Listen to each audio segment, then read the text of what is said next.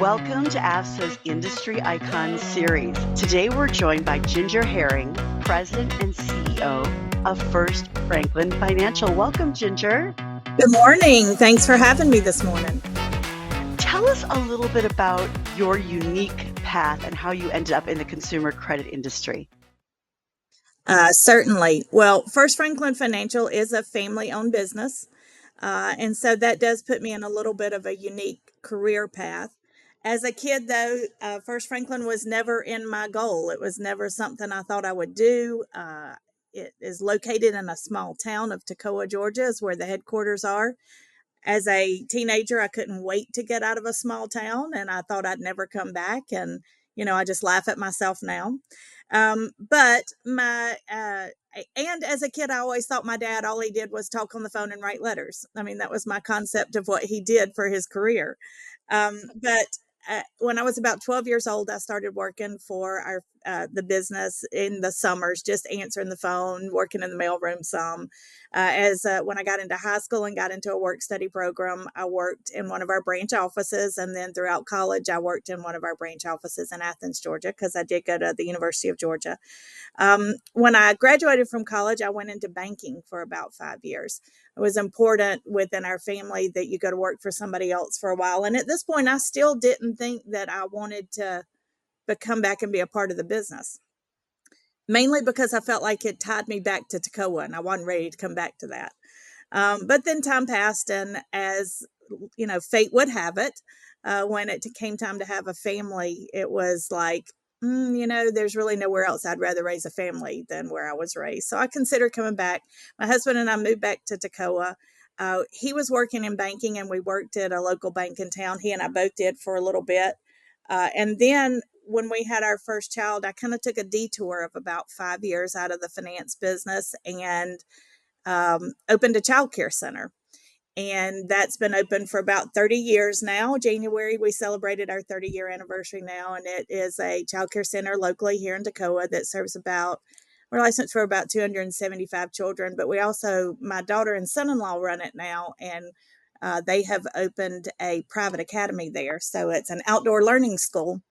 So we now service kindergarten through, COVID helped push that, as you can imagine. And so we now have kindergarten through what will be fourth grade this coming year, and where the plans are to go through fifth grade. So exciting times out there that I'm still very much a part of, but only through the working that my daughter and son-in-law do.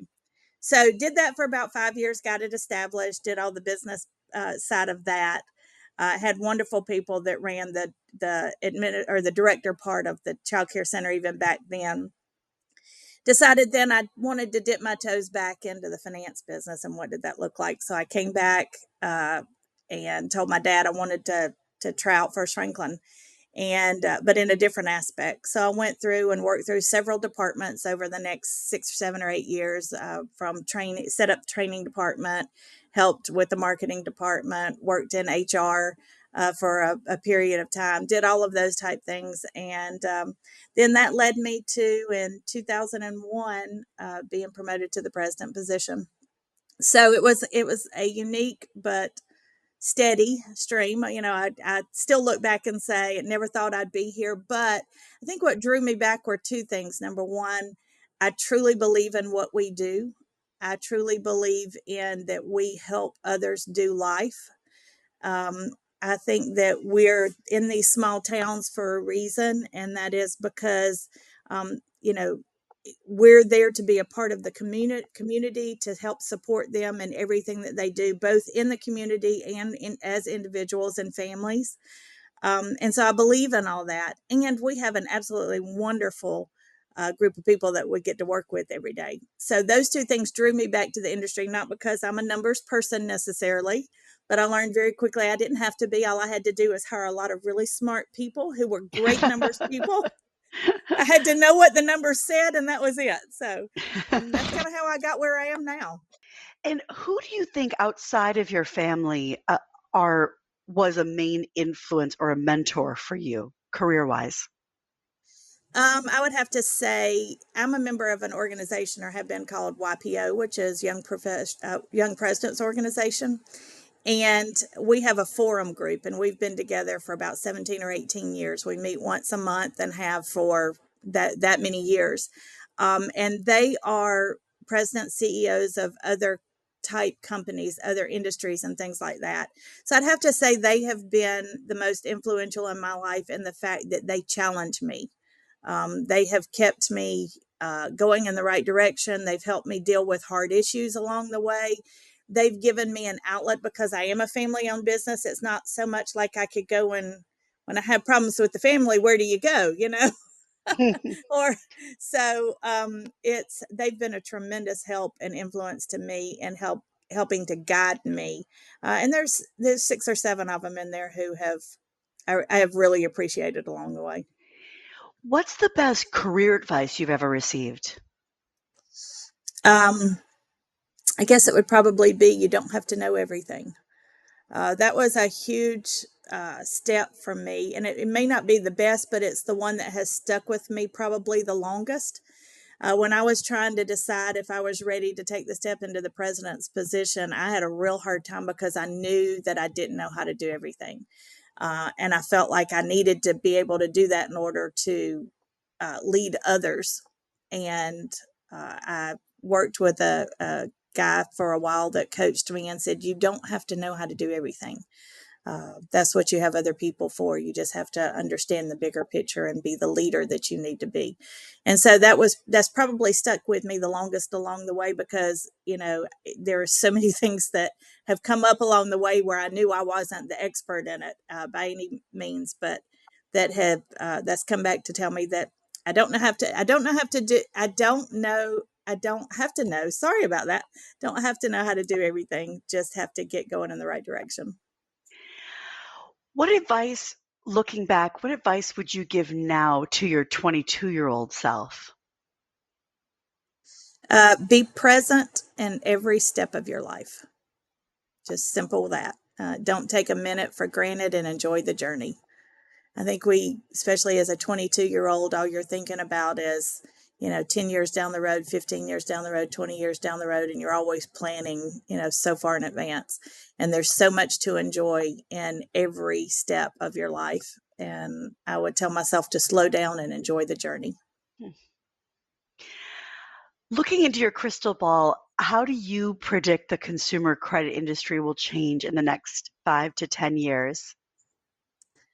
Well, first of all, I really wish I had a crystal ball. Looking at it from a traditional installment lender's perspective, I think that there will continue to be pushes toward digital, uh, for a lot of digital platforms, things like that. I'm holding on to, and I guess I always will, and I've said this many times, but I still believe that our business, particularly, is about relationships. And there will always be a need for someone to have another person to tell their story to. I believe that. I believe that's part of what our business is and what we're able to do and how we're able to help people. So I think that I think that we've started seeing a balance of both. I don't think we can let go of that relationship side completely.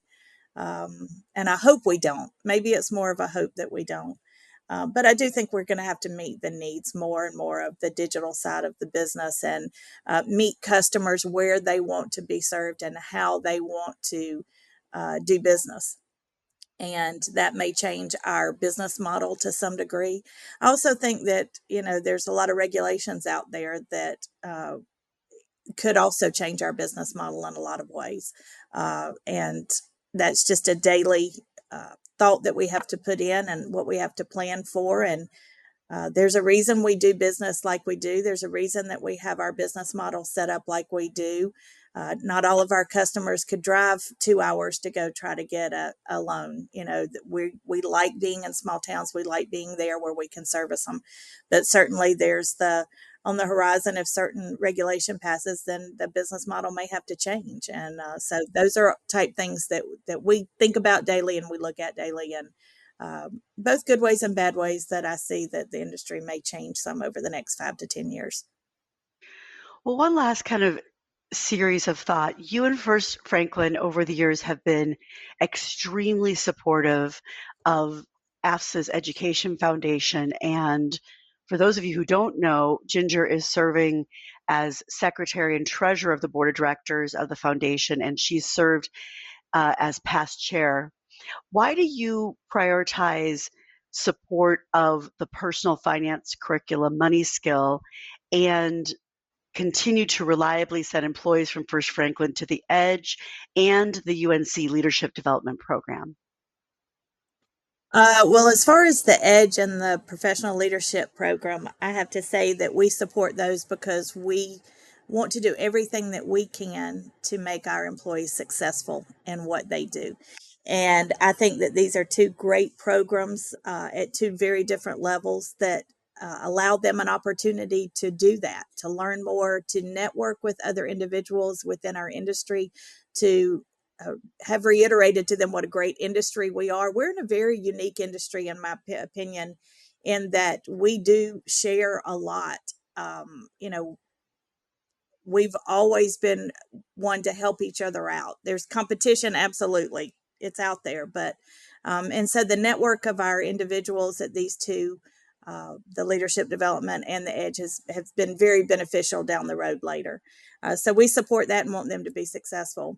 Money Skill is something that as we look and deal with our customers, we realize that financial literacy is not something that's taught at home anymore. It's not something that is necessarily brought up in the schools and curriculums and things like this. And this allows there to be a free curriculum available to any school that wants to use it, that will allow them to learn about life skills. And, you know, it's not always about the ABCs and 1, 2, 3s. Life skills are very important. And unfortunately, we have a lot of people graduating high school or college, whatever, young adulthood, that do not have these life skills. And so we really support anybody that we can to allow this to be something that they have an opportunity to do that's free to the school, free to the community in so many ways, and give them an opportunity to learn these life skills about financial literacy and money. And that ends up in the long run making a better community, making better customers for us, you know, just various things like that. So we're in it for the long haul. We want to do everything we can to support that. And AFSA's done a tremendous job in the curriculum of Money Skill, and we will always continue to support that. Well, thank you so much, Ginger Herring. Thank you for your leadership, and thank you for your time today. Thank you so much, Danielle. Thank you so much for listening to AFSA's Industry Icon series. We appreciate you being here. Subscribe to AFSA's Extra Credit Podcast wherever you get your podcasts.